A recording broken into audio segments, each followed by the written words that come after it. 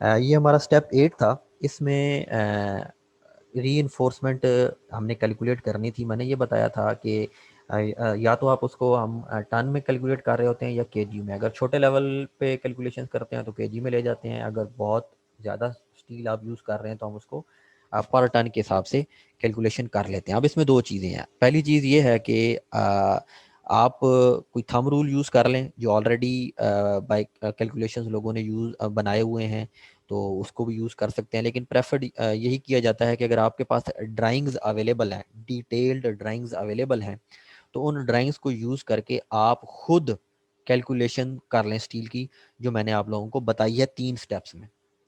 तो क्योंकि यहाँ पर हमारे पास कोई एज सच कंप्रीहेंसिव स्टील की ड्राइंग्स अवेलेबल नहीं थी, डिटेल्ड ड्राइंग जिसको हम बोलते हैं, तो इसमें इसलिए डायरेक्टली थंब रूल यूज़ किया गया है।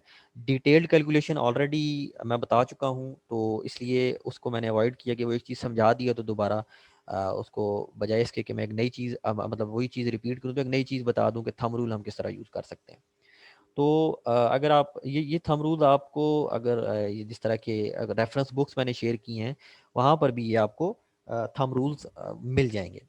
तो अगर आप बीम और स्लैब की बात करें और सिंपल रेजिडेंशियल बिल्डिंग्स की बात करें, तो उसमें हमारा जो थंब रूल हम यूज़ कर रहे होते हैं आरसीसी वर्क में, स्टील कैलकुलेशन में, कि पर cubic feet of RCC work में 6.75 पाउंड ऑफ स्टील यूटिलाइज हो रहा होता है। लेकिन जब आप कॉलम के केस में आते हैं तो थंब रूल है वो कहता है कि ये चीज़ आपकी 8 से 10 पाउंड पर क्यूबिक फीट चली जाती है, वेरी कर जाती है।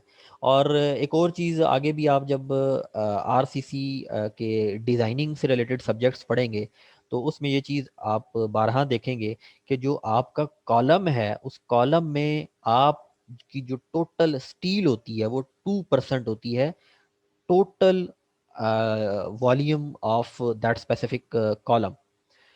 तो 2% से ज़्यादा हम एक्सीड नहीं करते।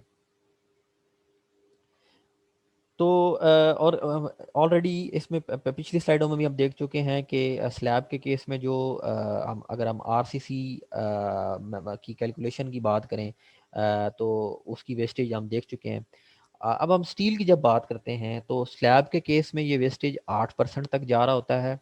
और अगर हम दूसरे उसके जो बीम कॉलम्स और दूसरे मेंबर्स की बात करें, तो वो 10% तक उसका वेस्टेज हम ऐड कर रहे होते हैं।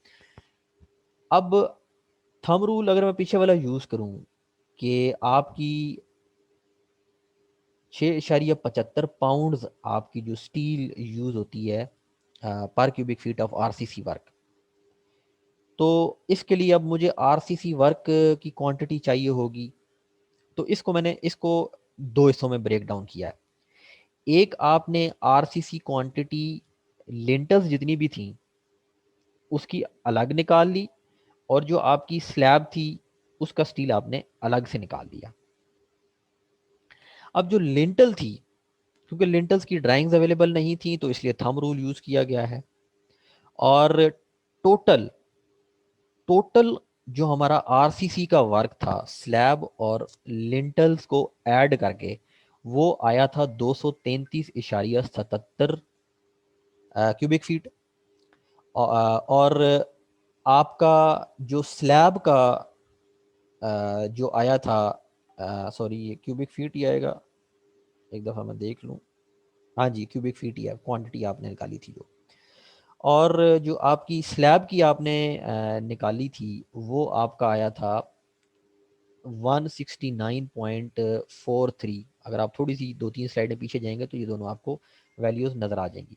तो जब मैं टोटल वॉल्यूम में से स्लैब का वॉल्यूम माइनस कर देता हूँ, तो मेरे पास सिर्फ जो लिंटल बीम्स थी उन्हीं का वॉल्यूम बचता है, जो कि आता है 64.34 क्यूबिक फीट। अब इस 64.34 को मैं 6.75 से मल्टीप्लाई करता हूँ, तो क्यूबिक फीट से कट जाएगा, पीछे मेरे पास आंसर आएगा 434.30 पाउंड्स। ये वेट ऑफ स्टील है जो कि लिंटल बीम्स हैं, जो कि खिड़कियों के ऊपर, दरवाज़ों के ऊपर, वेंटिलेटर्स के ऊपर यूटिलाइज हो रही हैं उसका वेट आ जाएगा, और जितनी भी बीम्स हमने डाली हुई हैं ये उसका स्टील का वेट निकल के आ जाएगा। स्टील पे माइल्ड स्टील जो कि लिंटल्स के लिए कैलकुलेट किया अभी पिछली स्लाइड में आपके सामने 434.30 पाउंड आ गया था। अब स्लैब की स्टील कैसे निकलेगी? स्लैब की ड्राइंग्स मेरे पास अवेलेबल थी। आपकी 60/20 की स्लैब थी जिसको यूज़ करना है आपने इसकी इस स्टेप में स्लैब की स्टील की क्वांटिटी निकालने के लिए। क्लियर कवर जो हमारे पास है तमाम साइडों से वो 3 इंच है, और हमारी जो लॉन्गर डायरेक्शन में बार डाल रही हैं वो 4 नंबर बार हैं, और सेंटर टू सेंटर 8 इंच है, और जो शॉर्टर डायरेक्शन में बार डाल रही है वो 5 नंबर बार है, और 6 इंच सेंटर टू सेंटर है।